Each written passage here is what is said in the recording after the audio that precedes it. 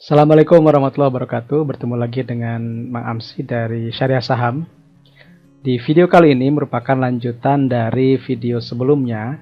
Sebelum ini ada video tentang sejarah adanya screener emas dan juga kinerjanya di tahun 2016 dan 2017. Nah, ada sebagian yang bertanya ke saya, Mang, bagaimana kinerja sistem trading emas tersebut atau kita sebut dengan ekuitas ya, emas kuantitatif trading system di saat Indonesia mengalami atau terkonfirmasi adanya pandemi COVID-19 di tahun 2020. Nah, di video ini kita akan mencoba membahas bagaimana kinerja sistem trading emas tersebut di saat bursa ini sedang jatuh-jatuhnya, sedang mengalami kejatuhan terbesar setelah tahun 2008 tentunya, atau dan tahun 98 di abad sebelumnya.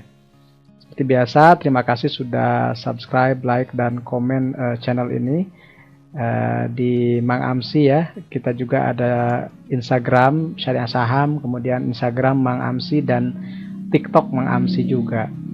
Dan tentunya channel tercinta ini Mang Amsi yang sering atau memang didedikasikan untuk membahas saham-saham syariah di Indonesia. Oke, bagi teman-teman yang ingin belajar tentang saham syariah dari dasar, kami merekomendasikan buku Sehari Kelapa atau Saham Syariah Kelas Pemula yang sudah beredar di seluruh Gramedia Indonesia, baik secara offline maupun online di hampir semua marketplace yang ada di Indonesia. Disclaimer, jadi kami di sini menyebutkan saham bukan berarti rekomendasi jual dan beli, apalagi ini bicaranya tentang saham yang sudah lewat ya teman-teman. Oke, seperti biasa nanti teman-teman boleh cek hasil screeningnya di IG Story atau di Reels Mang Amsi di Instagram. Ya, di sana juga kita nge-share tiap hari bursa. Ada beberapa saham apa saja yang misalnya masuk ke dalam screener emas di hari sebelumnya sebagai bahan pantauan atau watchlist di hari-hari berikutnya. Seperti yang pernah disebutkan di video sebelumnya, kita menjelaskan bahwa screener emas ini merupakan hasil dari pemikirannya Kang Evan. Screenernya dibuat oleh Kang Evan juga, kemudian sistem tradingnya juga dilaksanakan oleh Kang Evan sendiri, dibuktikan sendiri dan dibagikan ke para peserta webinar, bukan webinar ya, para peserta workshop emas ekuitas atau kita sebut dengan worksheet ya, workshop emas ekuitas, lagi-lagi singkatan karena di Syariah Saham produknya memang berbasis singkatan gitu ya. Oke, secara sekilas kita jelaskan lagi bahwa yang namanya sistem trading itu ada beberapa yang harus kita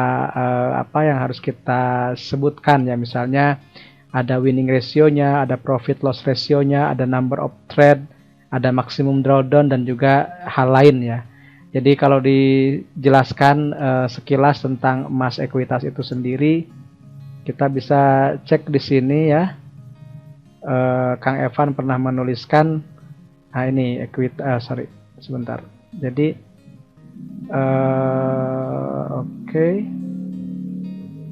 Belum bisa ya. Saya buat dulu yang ini. Nah ini. Kemudian, nah bisa. Jadi ekuitas itu sistem trading yang dengan konsep trend follower, yakni memilih saham-saham yang dalam kondisi uptrend, beli saat break resistance dan jual saat kena trailing stop. Nah ini yang perlu ditegaskan di awal ya teman-teman. Jadi saham-saham emas itu saham-saham yang memang mungkin bagi sebagian orang itu kemahalan, maka harus mengetatkan money manajemennya. Jadi mungkin kita bahas di lain video ya tentang money management, atau juga silakan cek beberapa video tentang money management di channel ini, tinggal ketikkan kata kunci money management. Waktu itu saya memberikan contohnya di Breeze kalau tidak salah ya. Jadi sudah sering lah untuk contoh-contoh money management di channel ini. Teman-teman tinggal simak lagi video-video terkait dengan money management tadi. Oke, itu secara sekilasnya ya. Jadi sistem trading bukan hanya bicara trading plan, tapi juga bicara tentang bagaimana mengatur modal masuknya berapa lot dan seterusnya. Nah, kita akan mulai performa ekuitas atau emas kuantitatif trading system di tengah pandemi 2020. Jadi kita ingin, ini dadakan sebenarnya teman-teman. Jadi tadi pagi saya terinspirasi gitu. Bagaimana kalau saya mengetes di saham-saham emas ini di masa pandemi, ketika banyak orang yang mengalami kerugian besar karena performa indeksnya memang jatuh waktu itu. Nah, kita bagi secara 3 periode. Kenapa? Karena ada 3 updating saham-saham syariah. Pertama di Januari sampai Juli, kemudian Agustus sampai November, dan satu lagi bulan Desember saja. Kenapa demikian? Karena di tahun 2020 itu ada relaksasi atau ada penangguhan rilis daftar efek syariah pertama kalinya ya. Kenapa? Karena ada pandemi. Jadi waktu itu daftar efek syariah terbarunya dirilis bulan Agustus. Jadi kita asumsikan bahwa dari Januari sampai Juli ya, dari Januari sampai Juli itu menggunakan daftar efek syariah atau indeks saham syariah Indonesia di tahun sebelumnya.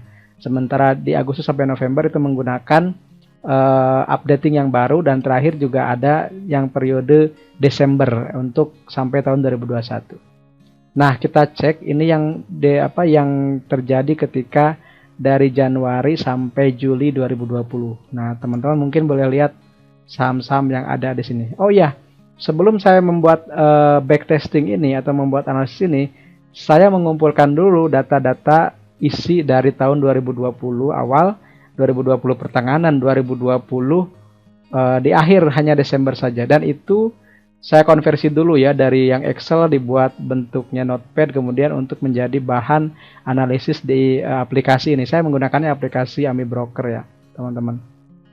Sekali lagi, saya bukan trader ya teman-teman, tapi saya belajar banyak hal ini dari Kang Evan. Jadi mungkin teman-teman boleh nanti kontak Kang Evan langsung aja kalau ingin belajar ya.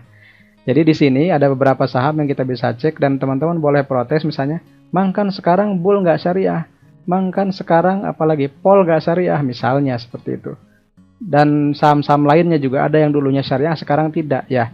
Kita menggunakan data tahun itu, kita menggunakan data yang apa yang terjadi di periode itu misalnya, dan di sini lengkap ada tanggal masuknya, tanggal keluarnya karena terkena stop loss begitu, kemudian harga masuk di berapa, keluarnya di berapa, profitnya berapa, dan itu berapa hari gitu, berapa hari bursa atau berapa bar ya. Misalnya ini enough 80% itu hanya 9 hari. Kemudian marak itu 29% hanya dalam 16 hari, dan seterusnya gitu ya. Ini adalah hari holding periodnya gitu. Istilahnya kita memegang saham tersebut berapa hari sampai mendapatkan profit seperti ini. Nah, itu di 1 Januari sampai 31 Juli. Dari sini kita bisa melihat beberapa matriksnya. Pertama misalnya bulan Januari itu minus ya. Kemudian Februari juga minus, Maret juga. Nah, justru anehnya di sini, Maret ini kan tanggal 23 atau 24 itu titik terendah IHSG ya. 3.900-an. Tapi justru Maret membubuhkan hal yang positif. Kemudian, nah ini kenapa not available? Karena bulan April itu tidak ada satu transaksi pun yang terjadi. Coba cek di sini. Tidak ada yang bulannya bulan 4. Artinya di bulan April itu kita tidak pernah bertransaksi karena tidak ada saham yang uptrend. Nah, seperti itu ya. Tidak ada saham yang strong uptrend yang masuk kriteria emas. Kemudian Mei ini minus, Juni ini plus lagi, dan Juli ini double digit. Jadi kalau kita lihat di sini net profitnya sekitar 13,62% ya. Nah, kalau disetahunkan bisa 24,85%, asumsinya seperti itu. Maka kita cek di sini beberapa datanya. Net profit 13,62%, jumlah transaksi 23 kali. Kemudian dari 23 itu 52%-nya mengalami profit, dan sisanya itu loss begitu. Tapi profit loss rasionya kalau rugi 1%, untungnya 3,7%. Artinya kita mengambil keuntungan itu beberapa kali lipat dari nilai kerugian. Dan maksimum penurunan modal itu dalam per bulan minus 4,05%, jadi tidak sampai 5%. Nah, selama 7 bulan, pada bulan April tidak ada terdapat transaksi. Selain itu, sistem ini menghasilkan pertumbuhan 2 digit dicetak pada bulan Juli. Sehingga 7 bulan pertama menghasilkan modal pertumbuhannya sekitar 13,6%. Kita lanjut ke sesi berikutnya. Nah, ini dihitung dari 1 Agustus sampai 30 November 2020. Nah, ini daftar transaksinya. Di sini ada saham-saham BRIS, ANTM, Flyer. Mungkin juga ada yang protes, Mang GIA kok masuk ya? GIA waktu itu masuk saham syariah ya. Kemudian juga misalnya mana yang bull ini juga masuk karena waktu itu masih saham syariah. Kemudian juga boleh dicek ya yang lainnya. Ini jumlah tertingginya yang paling besar itu BRIS ya, 51% waktu itu, dari harga 945 ke harga 1430. Tanggalnya juga lengkap, 13 Oktober sampai 30 November 2020 begitu ya. Nah, dari periode ini kita bisa melihat Agustus minus, September plus, Oktober plus, November plus. Ini data-data detailnya. Kemudian kesimpulannya di sini.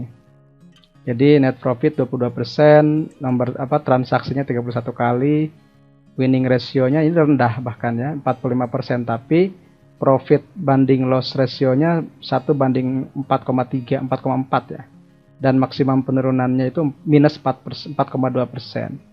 Jadi pada 4 bulan ini ada pertumbuhan minus di bulan Agustus dan menghasilkan pertumbuhan equity plus pada bulan-bulan berikutnya. Selama 4 bulan ini keseluruhan modal bisa bertumbuh sekitar 21,8 ini ya, 21,8%.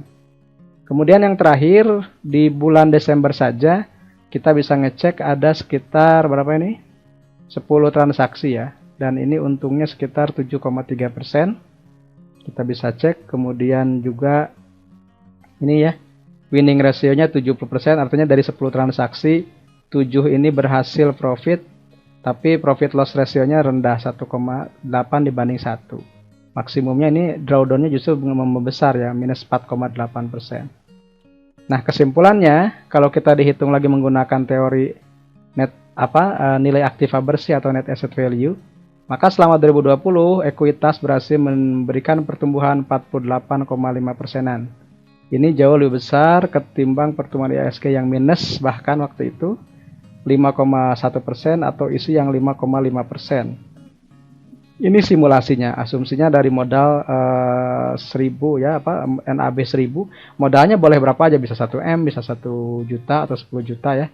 Nah, kita asumsikan NAB-nya 1000 gitu. Jadi kita bagi dulu 10 jutanya dibagi 1000, maka menjadi katakanlah misalnya 10 juta dibagi 1000, 10.000 lembar. Nah, nanti kalau ada penurunan ini berarti jumlah lembarnya tetap, tapi nilainya berkurang. Nilainya berkurang.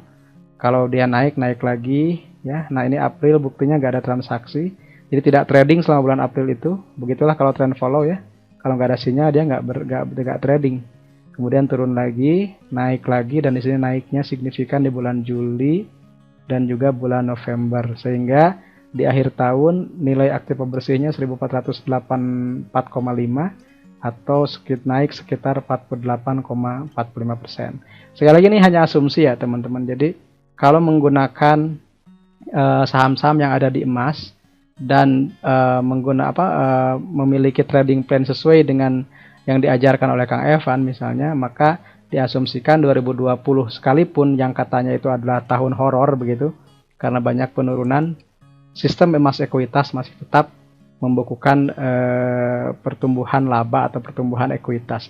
Yang menjadi masalah bukan simulasi atau backtestingnya, tapi yang menjadi masalah ketika kita real menghadapi pasar, terkadang bukan hitung-hitungan ini yang menjadi patokan kita, tapi kadang juga psikologis, serakahnya, takutnya ya. Dan di masa pandemi itu dibuktikan trader-trader yang tangguh di pasar itu akan tetap ada di pasar karena selamanya menggunakan sistem trading atau menggunakan trading plan dengan baik dan benar. Sekali lagi ini hanya asumsi dan simulasi. Nanti kita buktikan di tahun 2022 bagaimana nih kinerja dari emas, saham-saham apa aja yang masuk. Kalau memang teman-teman berminat untuk melanjutkan videonya. Terima kasih. Sekali lagi semoga berkah bermanfaat. Saya Ma'amsi dari Syariah Saham. Salam investasi, amanah, berkah berlimpah. Assalamualaikum warahmatullahi wabarakatuh.